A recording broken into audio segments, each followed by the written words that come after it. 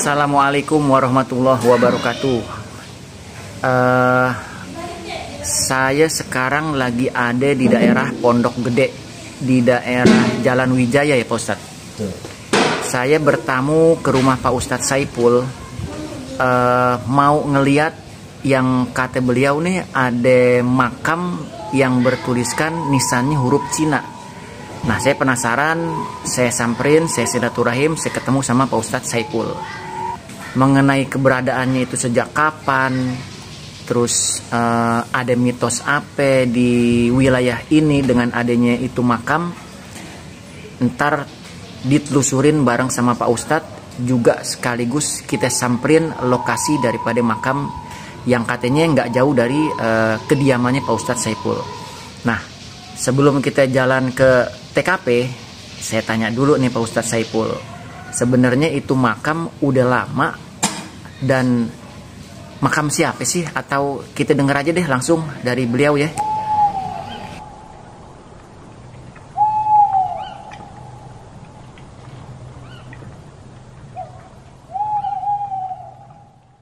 Bismillahirrahmanirrahim. Assalamualaikum warahmatullahi wabarakatuh. Terima kasih kehadiran sahabatku Bang Beni. Terkait makam yang ada di tepat di halaman rumah saya, di dalam rumah, itu informasi sejarah dari orang tua saya bahwa di situ adalah makam orang soleh, makam orang baik dari keturunan Cirebon. Yang informasi saya dapat namanya adalah Mbah Ateng Surya Syekh Abu Bakar. Namun di situ ada pertanyaan besar bagi saya, kenapa kok tulisannya Cina? Saya tanya, memang dari seperti itu. Dan akhirnya saya mencari dari arkeolog, dari orang-orang yang paham akan kebatinan spiritual, bahwa sebenarnya itu adalah makam orang Muslim, namun dia punya murid mu'alaf orang Cina. Maka ketika dia wafat, dia berpesan makamkan saya di sini. Maka oleh murid yang mu'alaf itu dibentuklah batu nisan, dituliskan dengan tulisan Cina.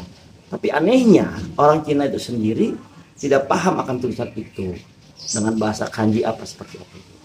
Dan yang kedua, ada beberapa mitos yang pernah disampaikan orang tua saya. Tolong sampaikan ke orang lain, ke teman-teman, jika mau ke belakang, ke makam, jangan di hari Selasa dan di hari Sabtu, katanya banyak tamu. Khawatir nanti terganggu, akhirnya jadi sirupan dan segala macam. Maka hal itulah yang membuat saya ingin tahu makam tersebut, gitu kan. Baik arkeolog nanti jika berkenan ada waktu bisa mengunjungi pada tahun berapanya. Informasi yang saya dapat bahwa makam itu di kisaran tahun 1600 sampai 1700 Masehi. Itu ada sebenarnya beberapa makam banyak, namun yang saat ini timbul itu yang ada sisa dua, yang utama sama yang sebelah kiri dari tempat saya. Tuh, maka karena kebetulan memang dulu yang merawat kakaknya bapak saya, termasuk bapak saya, maka saya sebagai anak keturunannya untuk coba mempertahankan dan meluruskan hal dikhawatirkan ada orang-orang yang hendak berziarah salah niat, salah arti. Ketika alhamdulillah ada teman-teman dari arkeolog, seorang orang penelusur sejarah, baik yang menurut saya adalah bongpai ataupun hal yang lain, saya sangat berterima kasih. Ada terbantukan saya, tidak hanya mitos semata dengar, tetapi saya digali dengan berbagai macam dari disiplin keilmuan yang menyangkut tentang makam-makam bersejarah, baik makam Muslim ataupun makam-makam tua yang lainnya. Mungkin itu yang dapat saya sampaikan. Untuk lebih lanjutnya nanti bisa kita datang langsung ke lokasi pemakaman. Sekarang saya bersama Pak Ustadz Saipul menuju lokasi makam yang bertuliskan aksara Cina ya, jadi seperti bongpai. Yang diduga makam itu memang makam dari tahun 1700-an menurut penjelasan Pak Ustadz tadi. Tapi nanti kita telusurin lagi dan kita tanya lagi, kita gali lagi secara sejarah dan mitos yang berkembang di kampung wilayah sini. Channel saya ini saya ganti nama dengan Mit Vlog. Jadi dengan arti mitnya itu mitos ya, vlognya itu tetap saya mencari penelusuran sejarah dengan data yang akurat, insya Allah. Tapi ditambah dengan mitos. Karena kenapa saya tambah dengan mitos? Karena sejarah itu kalau nggak dibungkus mitos, sepertinya bakalan hilang. Contoh kalau misalnya ada sebuah bangunan yang kosong melompong, kenapa masih dipertahankan dan masih ada dan jarang orang coba buat deketin, itu mungkin karena ada mitos yang berkembang di wilayah itu. Jadi orang tuh takut untuk coba ngebongkar ataupun menghancurkan bangunan tersebut, dan terjaga sampai sekarang. Mungkin itu yang dinamakan mitos. Yuk kita lihat lokasi makam yang ada di belakang rumahnya Pak Ustadz Saipul.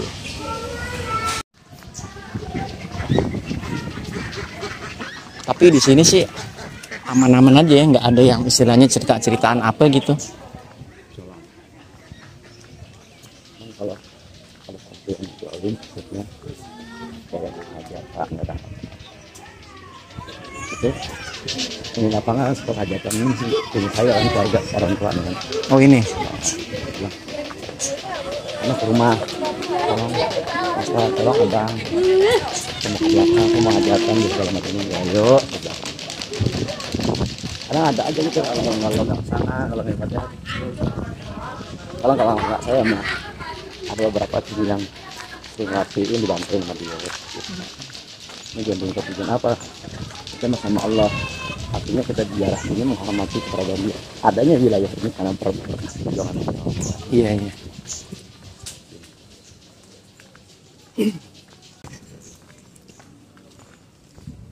Hei, ngomong aja gitu.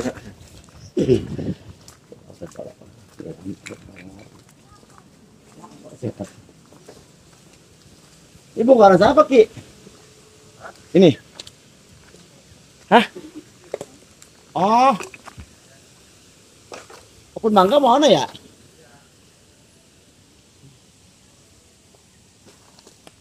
Itu kuburan itu ya? Bukan. Oh bukan. Bukan.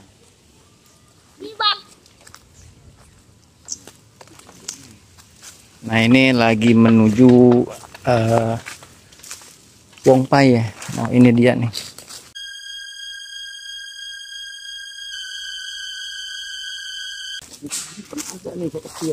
Oh di sini dulu pernah ada. Huruf. Mungkin orang-orang yang paham kali ya. Ini ditandain di sini. Jatuh. Ini batu ini. Nah itu belakang batu makam itu. Oh itu juga makam situ. Itu yang nisan. Tapi nisan lama juga. Lama.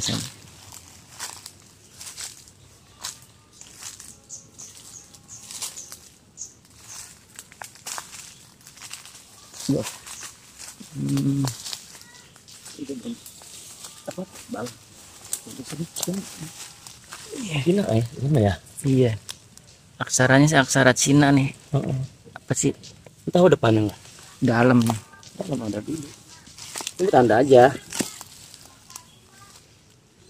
Ini warga tetangga nih pada. Jadi yang masih kelihatan utuh sih yang ini ya.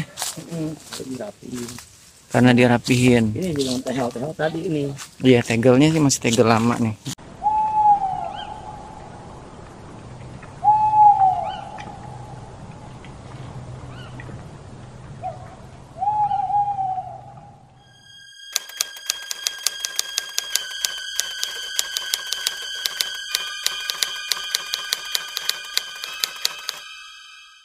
Jadi ini lokasi dari, kalau orang Cina bilang sih Bongpai ya, karena ada tulisan di batu nisan aksara Cina ya Pak Ustadz ya. Iya. Ini dia masih ke dalamnya, ke dalam apa dia Kayaknya agak nyender doang nih? agak di dalam kayak masih ada nih. Cuma turun turun, ya lima kakak ini dipasangin apa namanya Bata. bata-bata lah yang dirapiin. Ini untuk menahan tanah biar nggak ada grus. Bata-bata ini begini kan nggak turun miring begini nggak tahu. Oh, sempat miring turun. Mm-mm. Gundukannya yang sebelah mana itu? Belakang. Ini belakangnya. Oh, gundukannya ini ya sebenarnya ya. Dulu tinggi, dulu banyak pohon. Dulu orang tua bener. Ini kayak hutan lah, apa? Pohon-pohon lama, pohon kapuk, pohon johar, pohon waru, pohon salam, pohon kembang. Rapet tuh. Ini rapet banget. Kalau yang Pak Ustadz pernah bilang katanya ada orang Cina setiap pagi naruh hiu itu ceritaan yang udah lama. Itu Belum lama. Artinya beberapa tahun ke belakang saya dengar. Dulu pagi dia paling lambat jam 6 kemarin. Tapi kita setelah anaknya nikah ternyata jadi mualaf, saya belum pernah lihat lagi tuh, belum pernah dengar. Itu pun saya nggak pernah lihat di kemari. Tetangganya kan pada ngobrol, karena kan saya arah banget kerja ke sana. Dia Orang jauh, orang Cinanya bukan orang beda sini. RW. Oh, beda RW. Sekilo lah dari sini. Kalau ini pinggiran-pinggirannya masih asli nih, tegel ini. Iya. Ini nih 87-an lah. 87-an ya. 1987. Kalau ini tadi kan asli tanah semua ini. Cuma tujuan dia nggak lurus, nggak tutup, akhirnya dia pesannya kalau semama dia jadi, kalau dia menang, kata bapak, wah seakan keramikin, tehelin lah. Udah ditehel lah, sukses lah, jadilah kepala desa. Dulu namanya Desa Jati Rahayu. Di sini Masih kabupaten, bupati. Sekarang dia pecahan pemekaran di wilayah kota. Sekarang mau lurah lah jabatannya. Jadi kepala dusun, kepala desa nih namanya. 8687. kalau mitos yang berkembang tadi cerita siapa tuh? Syekh Abu Bakar atau siapa? Iya. Kalau misalnya dia ini makam Muslim karena dimakamin sama muridnya yang orang Cina. Iya. Secara kiblat sebelah mana nih? Kalau itu sih penelusuran gambaran teman-teman yang dari paham itu ya, cuma kan sebelum awal. Cuma kalau bicara kiblatnya madep ke sana. Kiblat, oh matahari ke sana ya. Dia ngebelakangin nih ya. Iya. Nah, alam juga. Akhir belum paham, awam. Gitu. Dulu ada seorang Habib dari keponakan Nabi Umar bin Hafiz yang ada di Mekah, tinggal di Kampus Bogor, saya undang. Pernah kemari? Pernah saya aja. Ya, masih ada cerah dari Jawa juga. Yang nanya juga sama Habib yang dari di Kuncung. Gitu. Hanya Allah alam tuh. Jadi kita apa nih? Fatihah atau apa nih? Iya, kirim Fatihah nanti. Pak Ustadz deh yang ini. Baik. Bismillahirrahmanirrahim. Asyhadu an la ilaha illallah wa asyhadu anna Muhammadar Rasulullah. Inna lillahi wa inna ilaihi raji'un. Muhammad sallallahu alaihi wasallam wa ala alihi wa sahbihi ajma'in. Semoga ahli kubur muslimin wa muslimat wa mu'minin semua ahli kubur di hari ini. Ahli kubur ada maupun di wilayah Sulu Karmas berkadir makan almarhum Syekh Abu Bakar Siti Fatimah binti Abbas ahli al-Bun Batang Syariah. Syai'ul lahum al-Fatihah. A'udzubillahi minasyaitonir rajim. Alhamdulillah rabbil alamin arrahmanir rahim maliki yaumiddin Iyyaka na'budu wa iyyaka nasta'in ihdinas siratal ladzina an'amta 'alaihim ghairil maghdubi 'alaihim waladdallin. Alhamdulillah. Ini yang masih kelihatan utuh gede ya. Kalau itu sana gundukan apa itu? Itu bukan itu pembatas, tadi bekas sampah. Oh, itu yang tadi ceritain. Cuma ini karena kemana ada bongkar dan dirapi-rapiin lagi. Iya nih, jadi yang di depan saya nih batu nisan bertuliskan Cina memang perlu ahli yang di bidang ini buat meriksa. Paling enggak makam ini terjaga karena ada beberapa mitos ya yang menjaga makam ini. Salah satunya apa ya Pak Ustadz tadi, mitos yang istilahnya nggak boleh datang ke sini nggak pakai adab gitu ya. Betul. Mengucap salam, nggak pakai adab. Yang kedua, dulu pesan orang tua mah katanya mah kalau di hari Selasa, di hari Sabtu jangan ke sana banyak tamu, bilang begitu. Dijaga, berawat, perhatiin. Cuma karena kesibukan juga saya juga jadi nggak sempat. Akhirnya tetangga lah yang inisiatif kan bersih-bersih. Jadi saya, dulu kata ibu saya mah banyak makan sendiri gitu. Ini timbul yang masih itu 2, di sini udah nggak ada terakhir. Sama seperti yang di sana juga. Yang di sana juga mungkin tadi tuh ada ya gundukan ya. Ya, Mungkin ya abrasi ya. abrasi, karena- betul. Itu madep sana. Mm-mm. Gak bisa.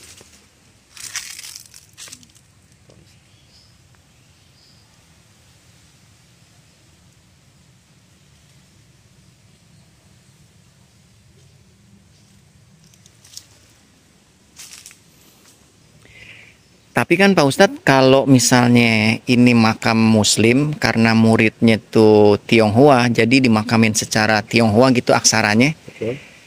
Kan kalau Bongpai kuburan Cina, ini dia nisan di sini nih. Heeh. Badannya kan di belakang tuh. Belum tahu deh. Iya kan? Paham deh. Heeh. Badan di belakang dan dia madep ke sono. Heeh. Batu nisan kan di sini, dia madep ke sini. Heeh. Bisa jadi ya memang dia nih di belakang makamnya ngarahnya kan ke arah kiblat tuh. Kiblat jadi betul. Jadi badan sih dia di situ, nggak yang di sini nih. Tapi memang dulu seperti ini, Iya. ya kan bapak mungkin yang memberikan kotak ini mungkin ya, kalau sih gue kurang paham juga deh tuh. Zaman orang tua dulu mungkin Situ sih nggak ada ya. nggak ada. Mungkin dulu ada mungkin pinggiran di sana. Cuma kan kalau badannya ke sana atau madep kiblat, oh tulisannya bisa ngadep sini gitu loh. Itu Iya. yang jadi pertanyaan. Iya. Pasti Pak madep sana. Iya, harusnya Jadi madep memang sana madep ya. sana, sesuai dengan kondisi badan. Allahu alam, data saya juga sih belum betul paham. Nanti jadi teman-teman kalau tahu di kolom komentar kasih tahu jawabannya ya. Kalau punya temen yang arkeolog ngerti urusan graveyard yang kayak begini, bisa hubungin Pak Ustadz Saipul. Ntar saya temenin lagi ke sini. Di sini nggak jauh dari Mall Pondok Gede ya Pak Ustadz ya. Nggak jauh, nggak jauh. Dan masuknya Kelurahan Jati Rahayu, Rahayu, Kecamatan Pondok Melati, Jalan Wijaya. D3.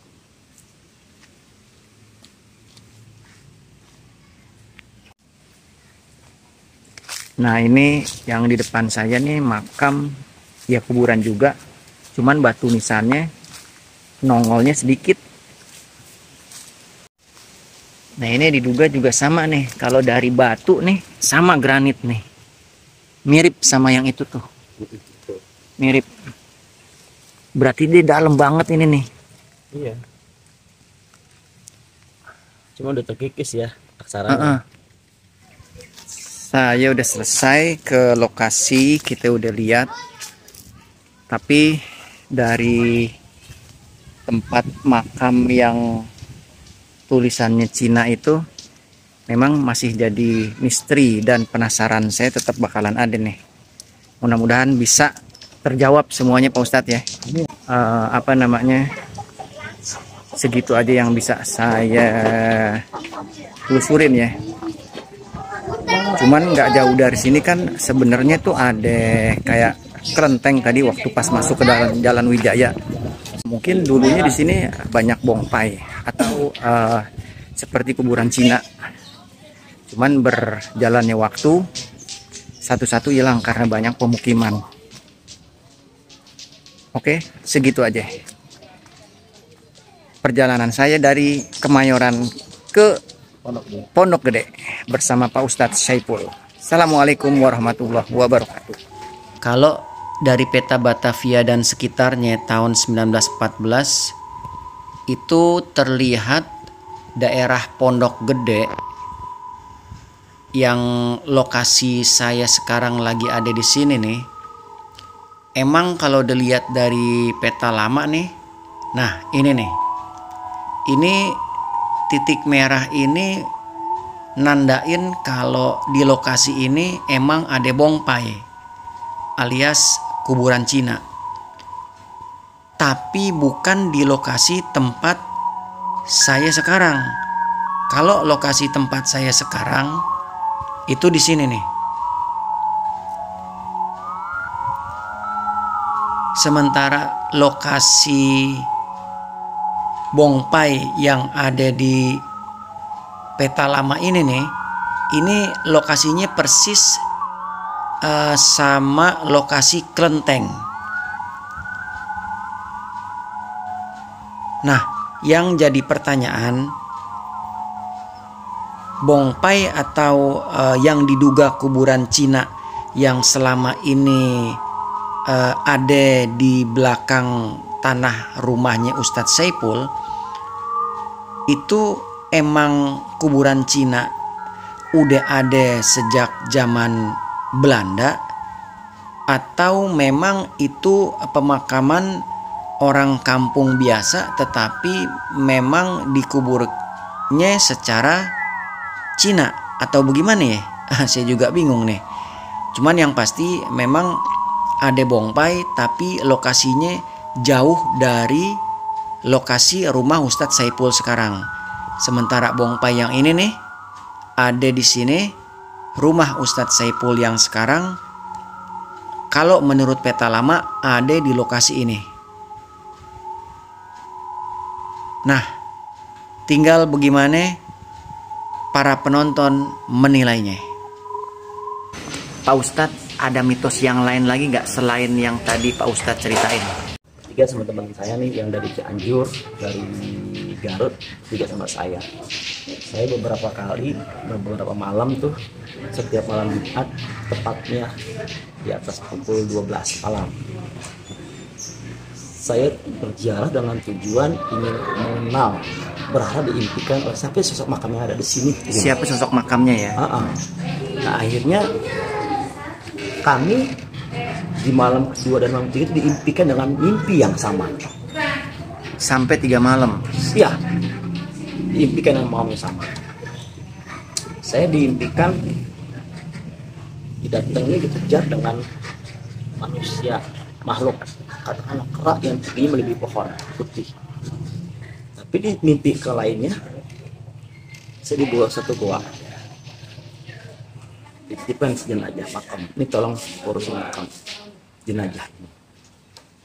Tuh, teman saya pun sama, diketok-ketok pintu dengan keras segala macam. Yang satunya pun sama. Ketika saya cerita pun dia pun cerita yang sama. Tuh, ini bertanda apa gitu loh. Sampai akhirnya kami nggak melanjutkan lah ritual ziarah tersebut pada saat pukul 12 malam setiap malam Jumat yang biasanya saya jalankan. Jadi cukup saya berpesan, siapapun yang punya kegiatan hajatan, persyukuran, ataupun tahlilan, atau yasinan, kirimkanlah Fatihah kepada makam-makam leluhur-leluhur yang sudah memperjuangkan wilayah ini. Adanya wilayah ini karena bukan perjuangan mereka. Pertama pejuang-pejuang Islam, penyebar-penyebar agama Islam. Berarti Pak Ustadz banyak sosok ya yang ditemuin gitu istilahnya ya dari makam tersebut ya? Ya, betul. Tapi itu dalam mimpi ya. Tapi kalau orang-orang yang melihat dari kebatinan mereka, dari kasat mata mereka, itu adalah orang soleh yang berjubah, jenggot putih, berimamah. Seperti orang Arab tuh kayak udang-udang habaib. Okay. Itu yang saya tahu.